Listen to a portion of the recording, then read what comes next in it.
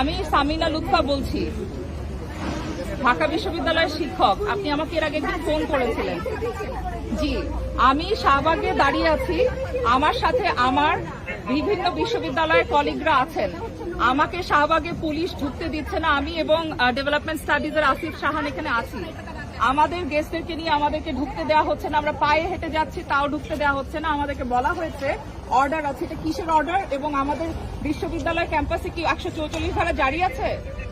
Police police police আপনি কথা বলবেন জুন্নুনের সাথে। এবং আমাকে প্রক্টোরিয়াল টিমের একজন এইমাত্র বললেন, আপনিও নাকি বলেছেন আমাদের